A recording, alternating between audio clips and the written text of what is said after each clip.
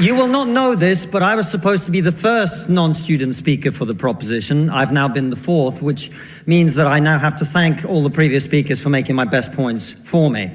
And I find that the main reason now that I have left to be in support of the motion is that I am so tired of talking about woke culture. That's why it's gone too far, more than anything else. And I thank the other speakers for making the points for me, because it means I don't have to reiterate the point that no, free speech is not some right-wing reframing of whatever. It's the foundation of Western civilization. Upon this civilization is built, and the Enlightenment values that led to it. I don't have to make the point that has been made by far better people in the past, that the only way to deal with the problem of racism is to treat people on the content of their character and nothing else. And the fact that woke culture seeks to overturn that is a new form of racism that we must all oppose. It means also I will not use this opportunity to say I told you so, as someone who spent the last 5 years warning people in the West that if we continue to erode our culture, if we continue to undermine our confidence in Western values, that our enemies like Vladimir Putin will seek to capitalize on it. I will not make any of those points tonight. At all. Instead, I am not going to talk to those of you who already agree with me, which I imagine is most of you. I'm not going to talk to you because I imagine after everything you've heard tonight, you're going to vote for the proposition. I'm going to confess I will take your vote for granted. Tonight, I am the Labour Party and you are the Red Wall. Now, I want to talk to those of you who are woke and who are open to rational argument. A small minority, I accept. Because one of the tenets of wokeness is, of course, that your feelings matter more than the truth. But I believe in you. I believe there are those of you here who are woke, who are open to rational argument, so let me make one. We are told that your generation cares more than any other about one issue in particular, and that issue is climate change. We're told that many of you suffer from climate anxiety. So, I just want to say right off the bat, you know, he's a comedian and an entertainer, a great, great speaker. And what he's basically doing is that using humor to introduce his points. And instead of going after them like, you know, right away with the digs, telling all these woke students in England, that are here from Cambridge and Oxford and every place else that, you know, he's against them and how they're just absolutely, you know, idiots and morons and stupid for believing, you know, in social justice warriors and social justice causes, and that they're all woke. He is deflecting in a way and sort of building up to what he wants to get to. And the crescendo basically is just building and building and building and building. And now he comes to his first point, which is that he said, we, the world, all of us older generation people are being told that you and the younger generation, that your number one, you know, cause for social justice in the world is climate change. And that's what we're being told. And now he's going to start to basically decimate that view. And let's continue. You wish to save the planet. And for tonight, and tonight only, I will join you. I will join you in worshipping at the feet of Saint Greta of climate change. Let us all accept right here, right now, that we are living through a climate emergency and our stocks of polar bears are running extremely low. So Saint Greta of climate change, you know, Greta Thunberg, remember? How dare you? How dare you? Remember her? That moron? Yep, that's who he was alluding to right there. Saint Greta of climatology, or from the Church of Climatology. Anyways, let's continue. I join you in this view. I truly do. Now, what are we to do about this huge problem facing humanity? What can we in Britain do? We can only do one thing. You know why? This country is responsible for 2% of global carbon emissions, which means that if Britain was to sink into the sea right now, it would make absolutely no difference to the issue of climate change. You know why?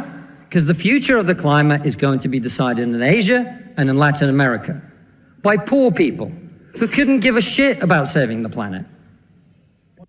Now, folks, right there, I mean, I think that's check and mate. He basically said that in terms of climate change and what is, I guess, Great Britain or England's partake in the climate change, he says 2%. 2%, folks. And like he said, if Great Britain were to slide into the ocean, guess what? It wouldn't make an absolute freaking dent.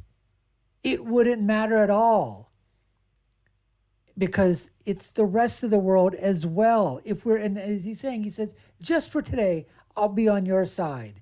I'll take your points. But be that as it may, let's take a look and see what would happen going forward, taking your points on as if they were the truth, or if that's exactly what's going to happen, right? That's basically what he's saying. Great Britain, only 2% of the problem, wouldn't make a dent if Great Britain just completely disappeared. Let's continue. No, thank you. No, thank you. It's going to be decided by poor people in Asia and Latin America Absolutely. who don't care about saving the planet. You know why? Because they're poor. Because they're poor. I come from Russia, which is not a poor country, it's a middle-income country. 20% of households in Russia do not have an indoor toilet. What they have is an outdoor toilet. And I don't mean one of those nice portaloos that we get here. I don't even mean a Glastonbury portaloo. I mean a wooden shack with a hole in the ground that holds a collected fermented memory of the last 10,000 visits. How many of you are going to go home tonight and say, let's rip out our bathroom and erect a Siberian shithouse in the back garden? That's unbelievable. A Siberian shithouse in the back of the garden. That's exactly true, folks. Who's going to do that? See, that's what happens. You get everybody out there. What do? You get kids to leave school, right? Oh, we're going to have a march today. We're going to have a parade. Everybody at 2 o'clock, assemble outside. Let's just show the whole world, that we're there for climate change. And what does everybody do when they get outside? Yeah, they're marching, but what are they grabbing? This, right? How's this affecting climate change? Where do you think you're getting the parts? How do you think that's affecting your carbon footprint? If it's not this, how about an iPad? And if it's wintertime and they're outside, what about the heat that's going on, inside the school? If it's the air conditioning unit during spring or summertime, are they going to get rid of that? What would happen if everybody said, you know what, guess what? We're not going to have, toilets inside the schools anymore. We're going to box them in. And what we're going to do is we're going to put the porta-johns, right? The porta-potties, we're going to put them outside. And not just right outside. We have to put a half a mile down the street so the smell doesn't come back and then fumigate us or whatever. And whenever you have to go to the bathroom, hey, guess what? You have to walk half a mile outside. In the heat, in the summer or springtime, in the cold, in the wintertime. Who's going to want to do that? I mean, that's what he's saying. It's easy to say these things, folks. It's easy to want them. And, to go ahead and march as much as you want. But when it boils down to it, is everybody going to get, our kids, these wokesters, are they social justice warriors? Are they going to give up their cars? Their cars that are going to be picked up by mommy and daddy after they're gone to their,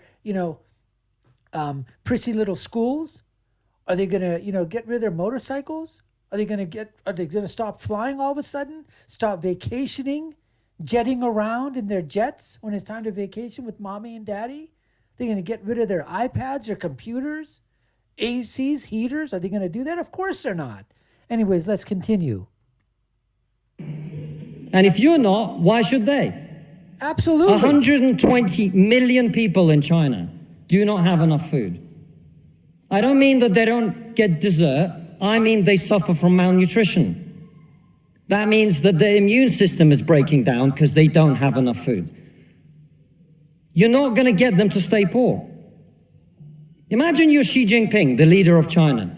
When you were 10 years old, there was a revolution, a cultural revolution in your country, and people came and they put your father in prison. Your mother had to denounce him. Your sister killed herself. And you, no longer enjoying the protection of your formerly powerful father, were sent to a village where you lived in a cave house. And here you are, decades later. You have clawed your way up the bloody and greasy pole of Chinese politics to be the undisputed supreme leader of the very Communist Party that destroyed your family. And you know... That right there, folks, is hitting hard. That is hitting right at the heart of the matter. Absolutely. Like he said, he just clawed his way up the greasy pole of communist policies and dictatorship. What are you going to do if you're Xi Jinping? What are you going to do? That's his question. He's asking all these woke social justice warriors here. It's easy to do that when you're in a first world country like Great Britain, where basically everybody has, the standard of living is unbelievably high compared to the rest of the world, right? It's easy when you have everything.